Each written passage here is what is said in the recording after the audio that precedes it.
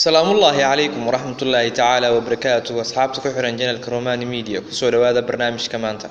آتن باتس وحوها لحسن جير لنا ولا قوس كيسا مقالة صوهو منهاتن هويديس جولي وحي أساس تحانا لمعلومات أموحا أفكا قلاد دوير هذا دي ناصر هلكا أبهيس ستانلي وصبر قادك أها صوهو أصغي يلبدي سوالال إيشيرا يا وحي أهاين والدين عروتو الجعل وحيكون ورايا نولا الفرحات له قريوه هذا منهاتن لكن مالين مالمها كميدة آتن وحسوجي دي فكرة إنو اسكولك كاليجي آدو مادام هوها المآد وفي عن هويديس جولي وحيقر عاد فكر كيسا سيبدر رويلكي يرا أيا لواي إلى قلبتي منجي وحرات راعة ما جرين واحد الماما أو لو شرحها وحيابها قرصونة كل عويل كير صدقني 6 سنة كدب قرشادي كيا بسيدتك وحي شان لواتن كمي يكون سقال بقرضواتني سقالكي تنباتس أو لحجرها أيا لواي سقو حرنا فنانة بلوغ يسروال جينس أتى نسكول كمي مالنكا إن كستو معلمين تأيسن واركن إني مهم تهاي إني في رجار أو يشان مغناشيه ساعده ومغنا أتى كمو أنصن نقن جوريجا ولدين تسايا بالله وإني كول ولان مغناشيه جولي وأهوية رشويلك أيا كور جلسي بوليسكا ayaa markiiba u soo baxay inay caawiyaan ciidamada booliska waxay bilaabeen inay ku eedeeyaan waalidiinta cunuga la waayay goor dambe markii la xaqiijiyay inaysan wax dambiyo ku lahayn cunuga la waayay booliska waxay bilaabeen baaritaan adag oo ay ku jiraan boqolaal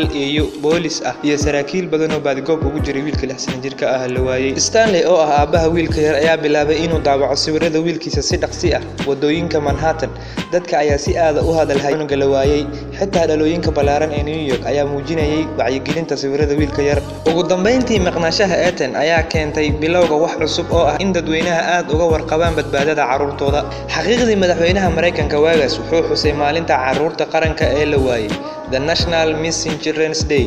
bishii May 25 maalinta Ethan la waayay shirkadaha caanaha waxay bilaabeen inay ku daabacaan kartoonadooda sawirada wiilka yar sanadkii 1985 sanado ayaa ka soo wareegtay mana la helin wax tafaasiil ah oo ku saabsan maqnaashaha Ethan waalidiintiisa ayaa ugu dambeyn ka rajaynayay wiilkooda laakiin markii Stewart Andrew Pius oo ah kaaliyaha dawladda qaranka uu ku soo biiray baaritaanka wuxuu ku dhawaaday inuu soo saaro maqnaashaha cunug nin la yiraahdo Jose Ramos ayaa looga shakiyay inuu sabab u ahaa Ethan maqnaashiisa Ramos ayaa horay u ahaa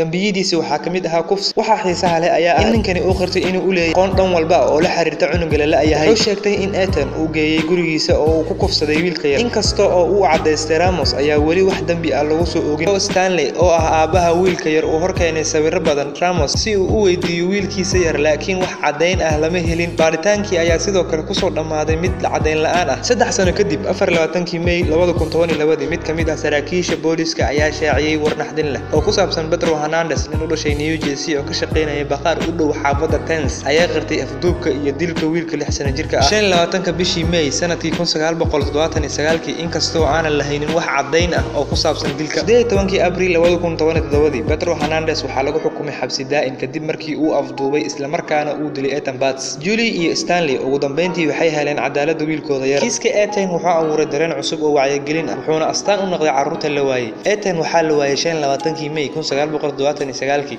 lama helin cirib iyo jaan meel uu dhigay kiiskiisa ayaa sanado badan soo noqday laakiin nasiib daro marna laguma guuleysan fursadna uma uusan helin si wanaagsan loo aaso haddii aad ka heshay muuqaalkan fadlan like saar lana wadaag asxaabtaada sidoo kale haddii aad ku cusub tahay channelkeena subscribe saar riix qaybta gambaleelka si aad u hesho muuqaalka xiga